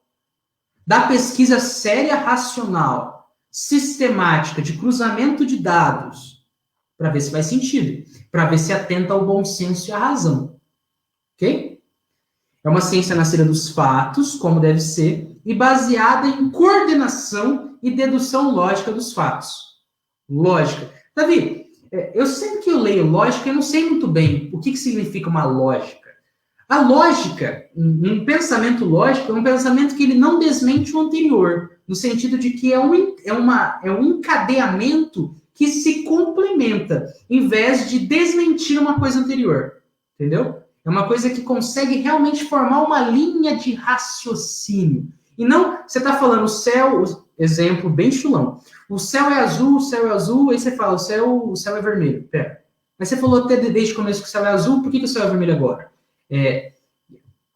Você pode falar que o céu é vermelho, mas tem que explicar que é uma exceção e tudo mais, é um pensamento lógico. Mas quando você fala tudo, o céu é azul, depois fala que o céu é vermelho, que não há um encadeamento lógico, racional sobre o negócio, não é mais uma coordenação lógica dos fatos. E a gente tem o espiritismo como uma coordenação lógica. Você pode cruzar qualquer informação e você vai ver que há conexão, ok? E se não está aparentemente a conexão ali, é porque a gente ainda muitas vezes não tem a capacidade da compreensão aprimorada de perceber todos os links, todos os elos. Beleza? Deixe-me ver aqui os nossos comentários. Sidneia nos fala, né? Estou encantada, que aprendizado você está nos trazendo, você é um grande modelo para mim, que aos 60 anos ainda estou tentando aprender a falar sobre espiritismo, e você, meu jovem, já está me dando aulas maravilhosas e com muita sabedoria, coerência e firmeza. Ô, Sidneia, obrigado mesmo pela mensagem. A gente vai aprendendo com os outros, tá bom? O importante é que a gente vá crescendo juntos, de verdade, tamo junto. A Adriana falou, importante ponto, ficamos tão mergulhados nos estudos que muitas vezes a prática do teórico fica em segundo plano, né? É bem problemático isso mesmo, Dri. E a Adriana Ramos fala da pseudociência. Uma coisa, não sei se vocês já ouviram falar do termo pseudociência, mas digamos que pseudociência é um um aglomerado de pensamentos que tem a pretensão de ser científico, mas não é científico. Não tem as características necessárias para ser considerado uma ciência. E não tem esse encadeamento lógico dos fatos. Ok? Perfeito. Vamos lá. Espiritismo como ciência. O objeto da ciência ordinária. O que é ordinário? Comum, normal, que ocorre. Tá aí. O objeto da ciência ordinária. Estudo do princípio material. Certo? A gente tem aí as várias ciências que vocês podem pensar. Geografia, a matemática, a química, a própria sociologia, que vai pensar muito mais a questão material dos assuntos. Já o objeto da ciência espírita é o conhecimento das leis do princípio espiritual. Então, aqui a gente já está pensando, está estudando um princípio também, que é o espiritual. Está pensando também em leis. No entanto, não é coisas meramente materiais.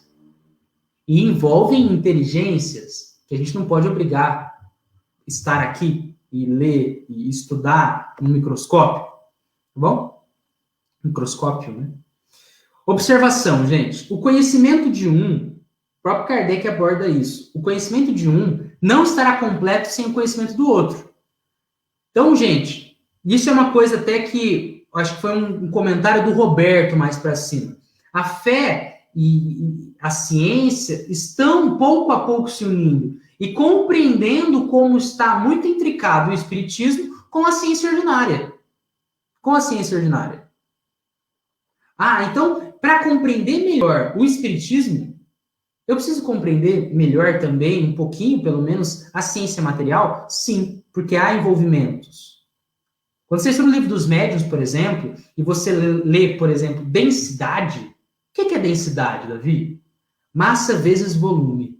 E essa é uma questão física, ciência ordinária. Por isso que a importância da pesquisa continuada, fazendo as conexões para uma compreensão aprimorada. Não é à toa que Kardec vem nos falar que o conhecimento da ciência ordinária, ela é falho, né? O entendimento é falho quando despreza a ciência espírita. E a ciência espírita não é ciência espírita realmente se desprezar a ciência ordinária e os avanços que ela já teve. Ok? Perfeito, gente. Obrigado por estarem acompanhando. Tô vendo que a galera aí tá firme no batente. O espiritismo e a ciência se completam reciprocamente. A ciência sem o espiritismo se acha na impossibilidade de explicar certos fenômenos só pelas leis da matéria. Por exemplo, o fenômeno das mesas girantes. Embora Kardec, ele inicialmente tivesse pensamentos de pode ser só um magnetismo, no sentido mais material, mais animal do rolê, pode ser só uma questão, não sei, de campos magnéticos, ou várias outras explicações. Gente, no livro dos médiuns, Kardec vai abordar muito os vários sistemas que tentaram explicar o fenômeno das mesas girantes. E aí a gente vai vendo que realmente faz mais sentido o espiritismo, é a explicação espírita. E aí a gente vê como a ciência sem o espiritismo se acha impossibilitada de explicar certos fenômenos, só pelas leis da matéria. Por exemplo, explicar o fenômeno das mesas girantes só conhecendo lei da gravidade. Como? Como que o negócio está no ar, se a lei da gravidade está toda hora jogando água para baixo, o negócio fica estático no ar? Como? Entende? Então, já é um exemplo legal para a gente ver como só leis da matéria nos permite ver uma parcela bem mínima, até mesmo do que a gente está vivendo agora.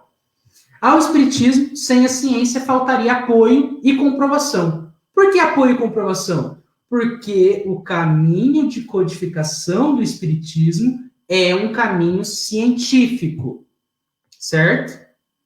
Como eu disse, existem diferenças da ciência espírita para a ciência ordinária, mas ainda é um caminho científico, de método experimental, observação, cruzamento sistemático dos dados, análise lógica, dedução e indução, que a gente vai abordar quais são as diferenças também daqui para frente.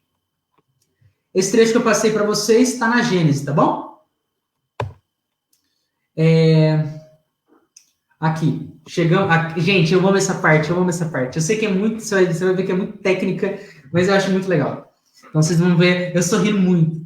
O método adotado por Kardec na investigação e comprovação do fato mediúnico é o experimental, aplicado às ciências positivas, ou seja, factuais, que tem os fatos, que você consegue observar, que você consegue analisar situações, cruzar os dados. Davi, quais são os itens importantes em um estudo de uma ciência positiva? Fala para mim.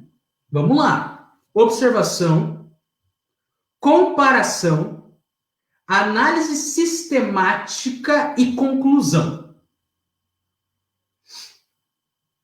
Davi, tá ficando tenso. Calma. A gente vai indo, vamos indo. Vou dar exemplo dessa metodologia científica baseada nesses passos que eu falei para vocês. Observação. Mesas girantes em múltiplos lugares respondendo questões. Então, você pergunta para a mesa vai lá e a partir de batidas, ela responde um sim, um não, ou até forma uma frase, a partir de uma certa telegrafia espiritual. Então, uma batida para A, duas batidas para B. Então, Kardec analisou e começou a observar, nossa, essas mesas, elas estão em múltiplos lugares e elas estão respondendo questões. Beleza? E depois, ele vai lá e compara. Muitas respondem as perguntas com batidas. Então, não é uma coisa isolada. Não é só uma mesa respondendo com batida. Depois ele faz uma análise sistemática. Ele compara os dados, ele compara as comunicações mediúnicas e vê quais são os pontos em comum entre essas manifestações mediúnicas. E quais são as diferenças? Ele vai lá e faz, então, uma análise sistemática. E depois ele chega numa conclusão. Sendo todo efeito inteligente, tem uma causa inteligente. As mesas estão sendo controladas, portanto, por um agente inteligente. Gente, conseguiram pegar o caminho de Kardec na análise desse fato mediúnico das mesas girantes? A metodologia científica positiva envolvida, observando, comparando, analisando sistematicamente e concluindo? Por favor, fale. Vocês conseguiram perceber todo esse caminho lindo, científico, sério de Kardec? Espero que vocês comentem aí, que eu quero ver o que vocês vão escrever. Agora, a gente chega num ponto de falar sobre o caminho científico indutivo. Como assim, Davi? Como assim, Davi? Existem, na ciência, duas posturas, a gente pode chamar de posturas. Uma postura indutiva, de pesquisa, e uma postura dedutiva. Vamos primeiro falar do caminho indutivo que Kardec teve. Davi, eu não vou guardar isso com muita facilidade, não precisa necessariamente guardar com facilidade isso. É só para vocês perceberem ainda mais essa questão do caminho científico de Kardec. Kardec, ele não apresentou como hipótese a existência e a intervenção dos espíritos, a reencarnação, o perispírito ou qualquer outro princípio da doutrina. Então, não foi Kardec que chegou e escreveu é isso que funciona a partir das minhas hipóteses. Mas, na verdade, a partir da comunicação dos espíritos, ele foi organizando o conteúdo. Organizando os dados apresentados a ele. Pegaram? Olha que interessante. Então, ele não... E aqui, vale um parênteses. Porque a gente lê, por exemplo, no Livro dos Espíritos, no Livro dos Médiuns também, que Kardec, ele sim, inicialmente, ele tinha algumas ideias do que poderia ser. Mas os espíritos respondiam a ele já sabendo que ele tinha ideias. E o que os espíritos respondiam? Mais das vezes o contrário do que ele achava. Então, basicamente, as respostas dos espíritos favoreceram o seguinte: Kardec, tira o seu cavalinho da chuva. Não é você que vai hipotetizar e botar as suas teorias. Mas, na verdade, você está funcionando mais como um jornalista espiritual. Ou melhor, um jornalista do mundo espiritual. Ok? E aí, claro, eu adaptei a linguagem, mas é basicamente os espíritos mostrando para ele, Kardec, você está conhecendo uma ciência nova. Você pode ter as suas teorias e tudo mais, como todo mundo tem a sua visão de mundo, mas é importante que você tenha essa postura de jornalista impessoal. Ok? Fechou. E mesmo, né, falando, né, como uma postura de jornalista impessoal, mas a gente não pode esquecer que Kardec, a gente lê Kardec quando a gente lê os livros, porque a gente vê a postura dele, a gente vê o modo que ele escreve, a convicção dele, porque, embora um jornalista impessoal, a gente vê muito de Kardec na obra espírita como codificador, como quem redigiu, organizou e tudo mais, a maior parte ali do conteúdo, porque a gente também tem as comunicações que vieram de fora, mas a gente vê muito de Kardec ali na sua convicção de homem de ciência e homem espírita. Tá bom? Então isso é muito legal. De como a gente, ao estudar a revista espírita, o próprio Henry Salce, o biógrafo de Kardec, fala, a gente vê muito de Kardec nela. Porque sem dúvida, Kardec estava lá escrevendo. Kardec também ele assume uma postura de muitas vezes falar, isso eu não sei, eu não consigo compreender muito melhor. E ele vai e questiona. Então a gente percebe também o caminho de Kardec na compreensão. Kardec põe as suas dúvidas também em algumas comunicações que a gente tem aí, que a gente lê na revista espírita, que ele mesmo fala, eu gostaria de saber um pouco mais sobre isso, espírito comunicante, porque eu não consigo compreender muito bem. Tá bom? Mas isso não isenta todo o caminho científico e indutivo que ele fez. Os fatos vieram antes, a teoria veio posteriormente para explicá-los e resumi-los. Deixe-me ver os comentários. Kardec bateu muito nessa tecla para refutar que seria uma pseudociência, né? Demonstrando que o espiritismo surgiu através da ciência. Perfeito. Kardec estudou demais para chegar à conclusão dos fatos e poder defender todas as suas ideias. Perfeito, Alexandre. Maria também fala, Martinha, né? Confirma que a teoria nasce da prática. É isso aí. É isso aí. Lógica indutiva e dedutiva, né? A estrutura lógica do espiritismo, ela é de natureza indutiva, pois é a partir das observações dos fatos positivos que ele chega à realidade extrafísica. Então, a teoria, ela vem após a observação dos fatos. Lembre-se, isso não indica que Kardec não tinha algumas ideias do que poderia ser, mas a teoria espírita, né, o escrito espírita, a coordenação lógica dos fatos vem depois da observação, e não antes. Ok? No entanto, o processo dedutivo está também consagrado na doutrina espírita. Agora, já nos aproximando ainda mais do final, porque a ideia é que a gente finalize a parte científica ainda hoje, a gente vai compreender um pouco melhor o que seria o indutivo e o dedutivo, e a gente vai brincar juntos nessa compreensão. Exemplo de lógica indutiva. Vai ser muito legal, vamos lá. Para compreender o caminho indutivo. João, Maria e Pedro bateram as botas. Ou seja, partiram, certo? Essas são observações particulares. Ok? Lembre-se, são apenas exemplos. Então, são observações particulares. Aí a gente faz uma observação ainda maior. Todos os outros humanos também bateram as botas. João, Maria e Pedro bateram as botas. Depois, perceberam aí que todos os relatos que se deram, relatam que todos os outros humanos também bateram as botas. Qual que é, então, a conclusão lógica que a gente pode ter que não está necessariamente nessas duas premissas, mas favorecem a terceira premissa? Todos os humanos batem as botas. Ou seja, você pegou ali fatos isolados, viu fatos maiores, pensou nos dois fatos e fala, cara, então, se João, Maria e Pedro bateram as botas, são humanos. São humanos. Todos os outros humanos que se tem relatos também bateram as botas, então todos os humanos batem as botas. Esse aqui a gente tem um exemplo da lógica indutiva. Você pega a observação particular, pega uma observação maior e faz uma conclusão. Vocês perceberam que o A não é todos os humanos batem as botas. Porque todos os humanos batem as botas veio depois. Veio depois das observações. E aí, para a gente compreender, Agora, trazendo para um exemplo, entre aspas, mais espírita, 3 comunicações mediúnicas em centros sérios informaram que os espíritos são imortais. 3. 1000 comunicações mediúnicas em centros sérios informaram que os espíritos são imortais. 3.000.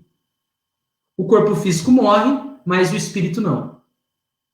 Olha o caminho da lógica indutiva. Conseguiram pegar? Perceberam o caminho que Kardec foi fazendo? Fatos mais particulares, fatos maiores e, finalmente, uma conclusão lógica a partir do A e de B. Ok? Mandem um ok, por favor. Qualquer coisa eu volto nessa reflexão, tá bom? Agora a gente chega no ponto dedutivo. Dedução. Vamos lá, como que funciona a dedução? A dedução é diferente. É um caminho contrário. Vai partir de um negócio maior para fatos menores. A lógica dedutiva, ela funciona muito como uma forma de você analisar se a conclusão que você teve a partir da lógica indutiva faz sentido. Vou repetir.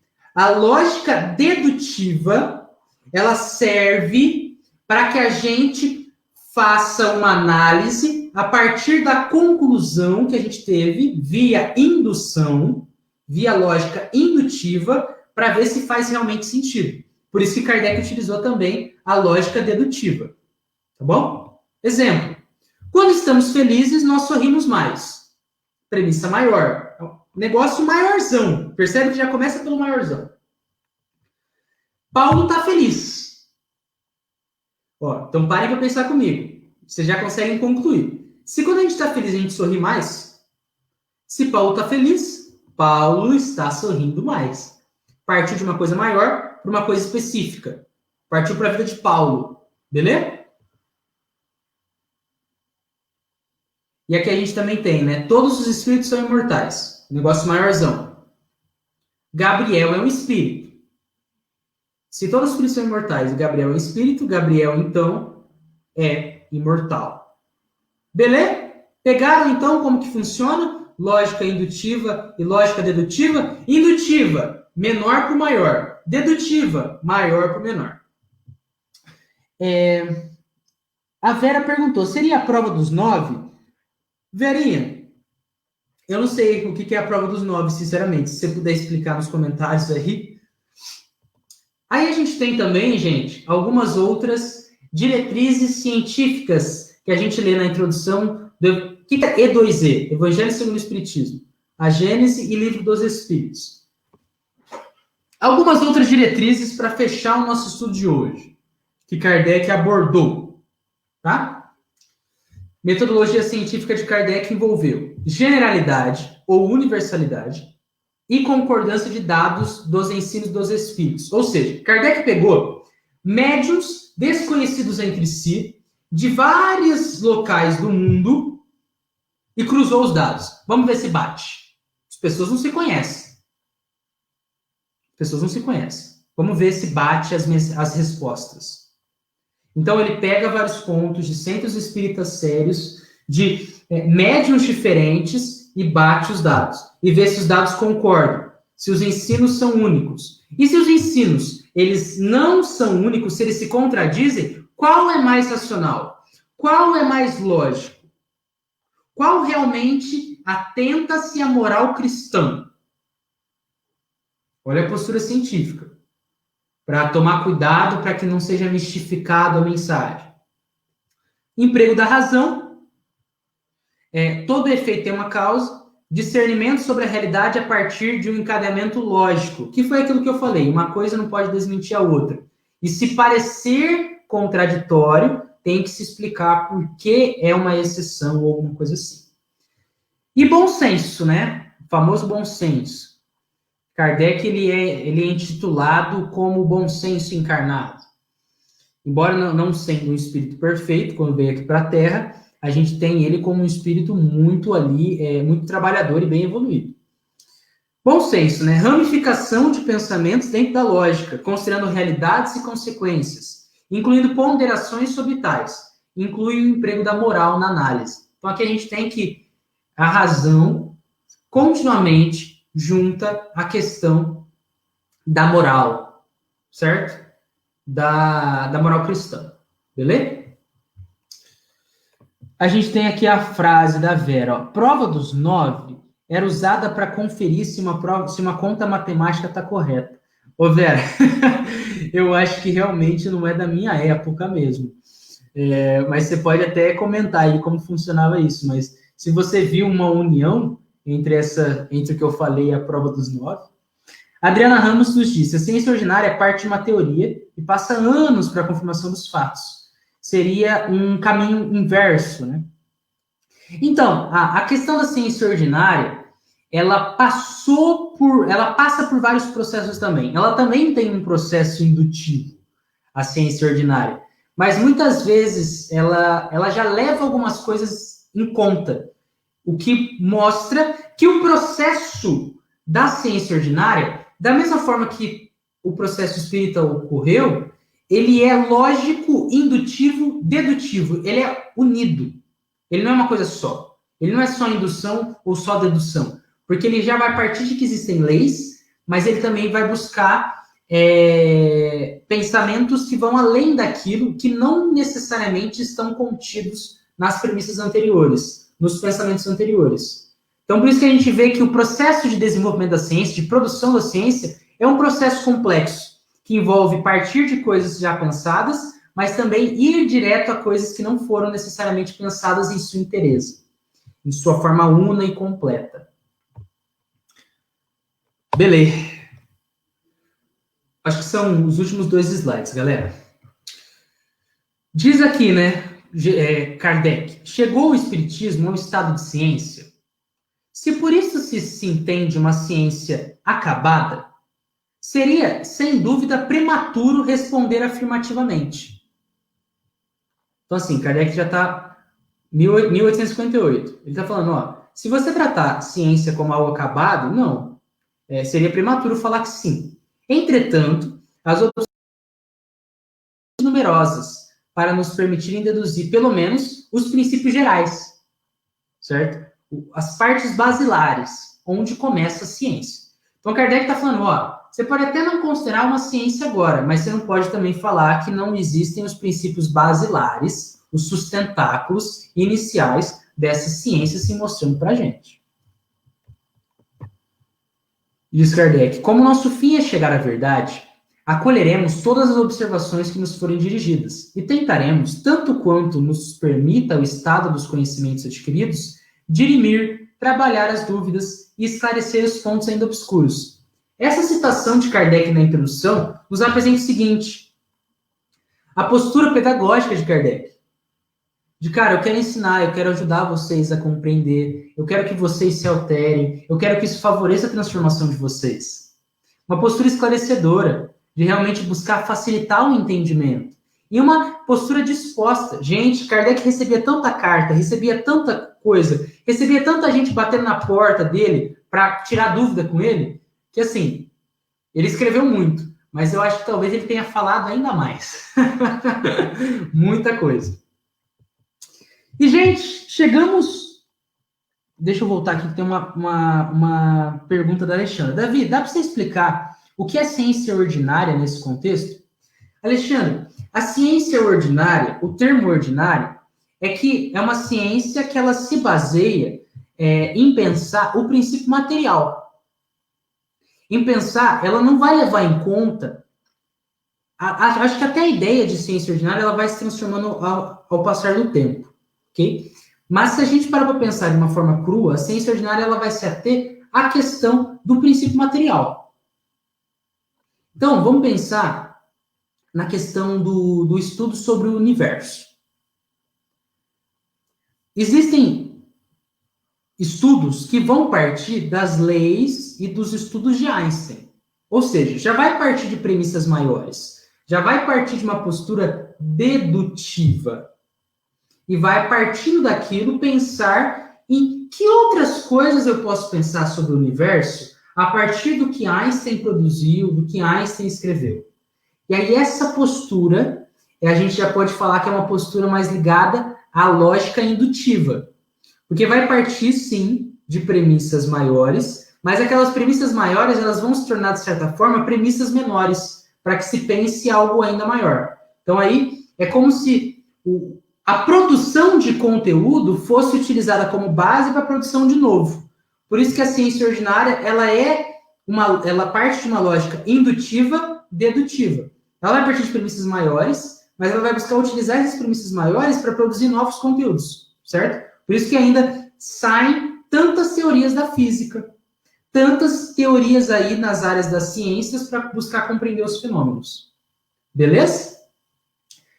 Ficou bem entendido, Alexandre? Você queria saber outra coisa sobre isso? Gente, enquanto ela digita, né? Eu queria falar que aqui a gente terminou a parte 1. Eu poderia continuar? Poderia, mas eu acho que a gente já dá por hoje. Eu acho que a gente já tem bastante conteúdo para pensar. A gente já fritou uns neurôniozinhos nas nossas cabecinhas. O que eu fiz, então? Eu fiz uma divisão desse estudo. A gente fez aqui um estudo das primeiras 3/4 páginas do primeiro artigo, que é a introdução. Faltam mais 4 páginas. Dessa forma, essa segunda parte do nosso estudo, que vai ser a parte final dessa introdução, eu vou fazer com vocês no sábado, dia 31/10, às 19 horas, a gente tem encontro marcado para a segunda parte desse nosso estudo. Tá bom?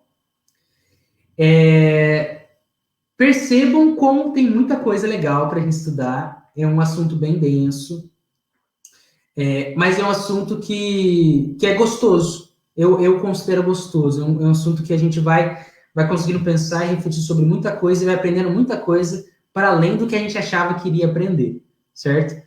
Então, sabadão, dia 31/10, às 19 horas, nós temos a finalização dessa introdução, tá bom? Deixe-me fazer o seguinte, aparecer aqui para vocês. Oi, galera. Deixe-me ver. Que bom que você conseguiu entender, Alexandra. Também a Martinha falou, né? Introdução gigantesca. Gente, Davi, eu poderia fazer essa introdução, a apresentação da introdução de forma mais sucinta e mais rápida? Poderia. Mas eu acho que a gente poderia, talvez, deixar passar umas coisas muito legais de serem pensadas, conversadas, refletidas. Por isso eu assumi essa postura de uma pesquisa mais aprofundada, trazendo essas conexões para vocês. Tá? E fiz essa divisão aí entre parte 1 e parte 2. Beleza? A introdução, ela é gigantesca, mas pelo conteúdo que nos favorece pesquisar além. Porque são 8 páginas. 8 páginas não são tantas coisas assim. Mas a apresentação fica mais longa, até pelos exemplos e pelas outras conexões. Parabéns, Davi Filho. Muito obrigado. Muita gratidão. Valeu. Gratidão é minha por estar aqui com vocês, por estar buscando auxiliar e sentir que vocês estão sendo auxiliados, tá bom? O Ari pergunta pra gente. Esses métodos trouxeram elaboração na doutrina, nas junções experimental e teórico formado pelas leis gerais? Sem dúvidas. Arizinho, foi o que a gente falou, de que há uma união, tá? Há uma união, exatamente, da questão experimental e teórica, para que haja o aparecimento da doutrina espírita como a gente tem ela hoje.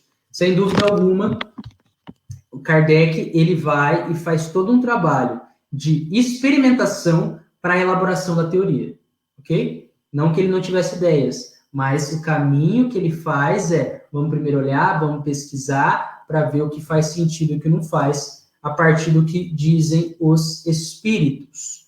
E atenta, claro, ao racional, ao bom senso, ao moral. Valeu! Que bom, Martinha.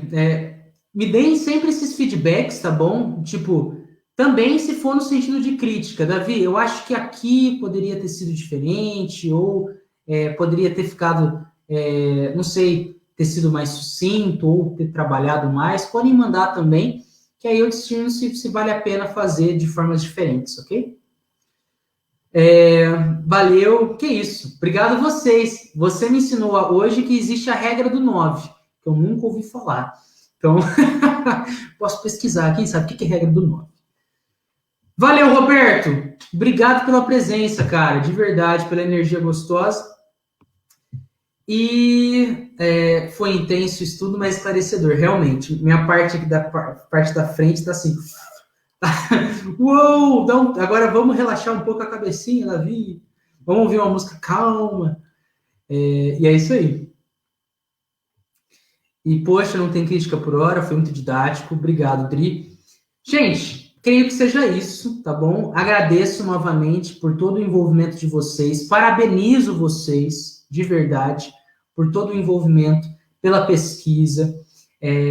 Galera que conseguiu ler anteriormente, parabéns também por isso. Caso não tenha lido, peço que vocês aí, quem sabe até sábado vocês conseguem pelo menos ler as últimas 4 páginas dessa introdução para a gente conversar no nosso próximo encontro. E o próximo encontro tem a ideia de que funcione dessa forma também, tá bom? Eu já estou preparando aí uma apresentação bem legal para vocês, de estudo, divertida e, sem dúvida, sem perder a seriedade. Boa noite. Vou fazer a nossa prece final para cada um seguir o caminho da roça.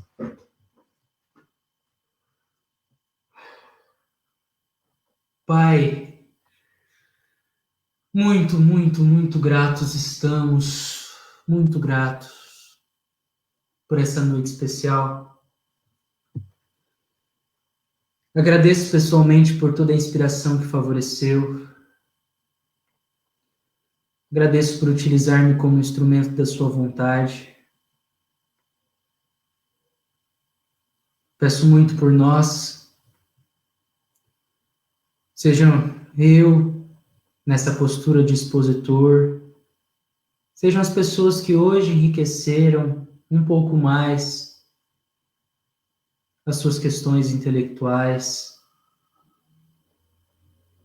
que não utilizemos desse conteúdo aprendido para favorecimento do orgulho, da vaidade, do egoísmo, mas compreendamos na profundidade devida a citação de Emmanuel no livro Palavras de Vida Eterna, quando esse pensador espiritual disse-nos que o conhecimento guardado para si é como um pão negado aos esfomeados. Sendo assim, Pai, que utilizemos de todo esse conhecimento favorecido pelo Senhor para a nossa transformação moral e para a transformação da nossa esfera de ação, do nosso entorno social. Mesmo que seja na nossa intimidade, nos atos que nenhum encarnado vê, a não ser nós. Mas que as nossas atitudes sirvam também de educação para os desencarnados, para aqueles que nos acompanham em nossa trajetória. Sejam ainda nas más influências, sejam nas boas influências, que a nossa luz resplandeça cada vez mais. Muito obrigado, Pai amado. Obrigado, Senhor Jesus. E também obrigado, Kardec, pelo trabalho realizado. Posto isso, mais uma noite de estudo se encerra por aqui. Mas que a luz permaneça conosco. Que assim seja. Valeu, amados e amadas. Foi um prazer, tá bom? Até sabadão, ok? Logo eu posto nas redes sociais o conteúdo para que vocês estejam por dentro. Valeu, tchau!